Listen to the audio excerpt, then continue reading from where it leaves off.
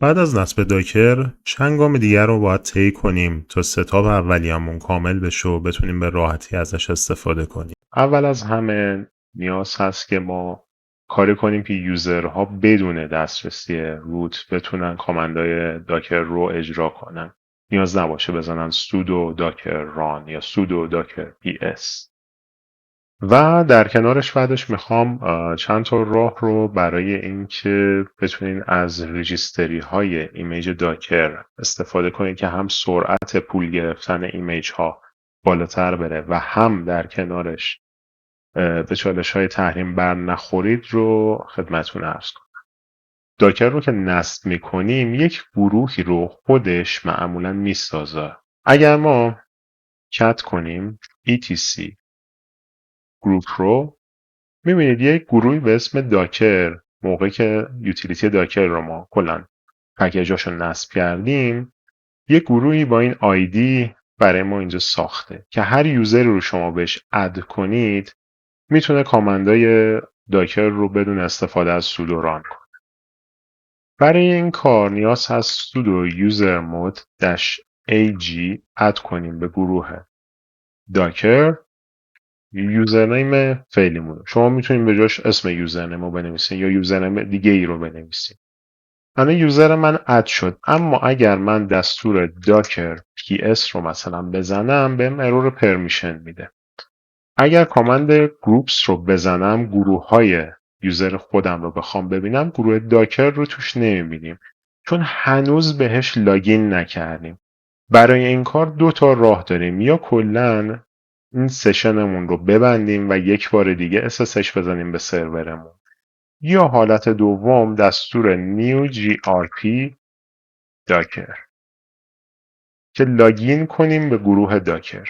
اینتر میکنیم. الان ما لاگین کردیم و الان اگه من بزنم گروپس شما میبینید داکر هم به لیست گروه های فعلیم اضافه شد. الان دیگه به این گروه هم لاگین هستم و پرمیشن هاشو دارم و اگه دستور داکر ps رو بزنم میبینید بدون هیچ مشکلی تونستم دستور رو اجرا کنم. نکته شماره دومی که میخواستم خدمتتون بگم برای استفاده از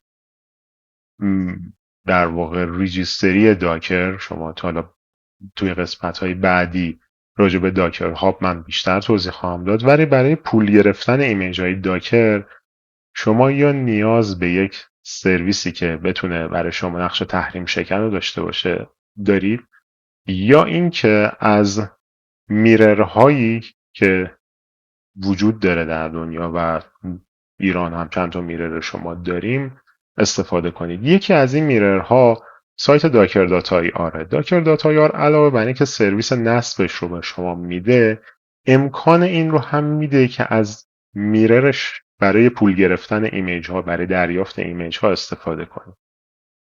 نحوه تنظیمش هم خیلی ساده است. شما فایل توی این مسیر etc docker daemon.json رو داخلش محتوای ریجیستریتون و یه سری تنظیمات دیگر رو میشه توی این فایل انجام داد، ولی خب چیزی که ما الان باش سر و کار داریم تنظیمات ریجیستری هست. بریم ما هم دیگه انجامش بدیم.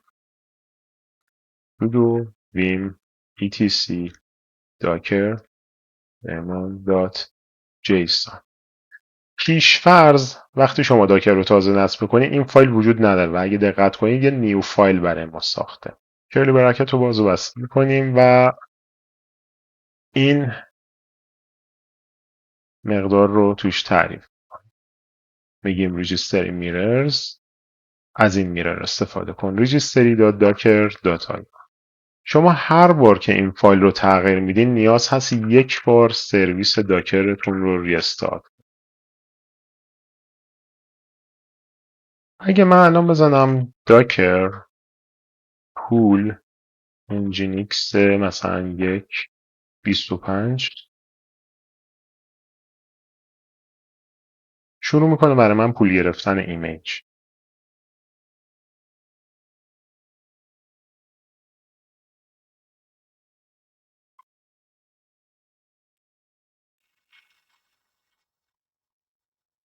سرویس دیگه‌ای که ما میتونیم ازش استفاده کنیم به عنوان میرر ریجیستری داکر سرویس ریجیستری ابر آروان هست که هم ریجستری ایمیج های خودشه، هم میتونه به عنوان یه میرر برای ایمیج های داکر استفاده بشه.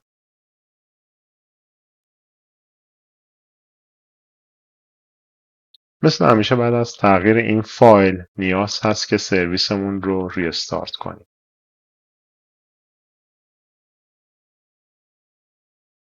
یک بار دیگه ما سعی میکنیم یه ایمیج دیگه ای رو پول بگیریم.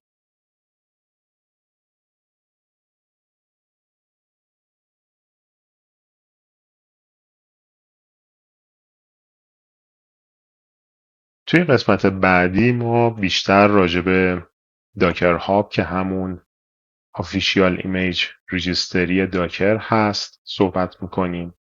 راجع به چجوری اینکه میتونیم ایمیجامون رو لیست کنیم، ایمیجایی که وجود دارن به صورت لوکالی روی سیستممون رو ببینیم. راجع به تگ های مقدار صحبت میکنیم و نحوه مدیریت و حذف ایمیج های داکر. امیدوارم که لذت برده باشید.